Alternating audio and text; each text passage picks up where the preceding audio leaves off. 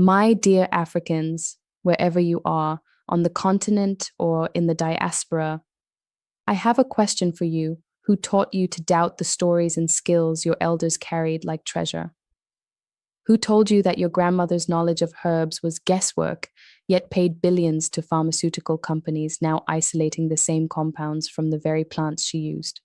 Why do we trust maps that made Africa look small and history books that skipped empires like Kush, Oyo, Benin, and Songhai? Who convinced you that to be educated meant knowing Shakespeare, Plato, and Aristotle, but nothing of Shaka Zulu, Queen Nzinga, or the philosophies of Kemet?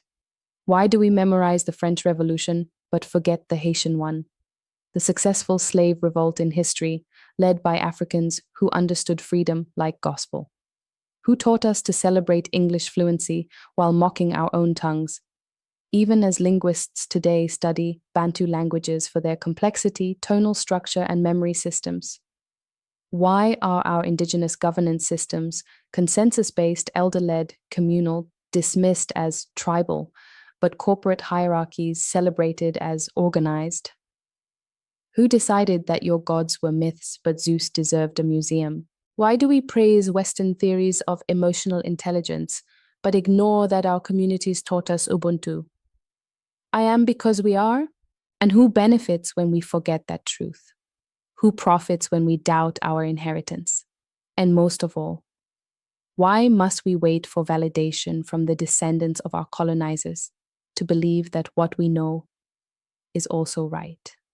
And finally, will you keep repeating their stories or begin to tell your own?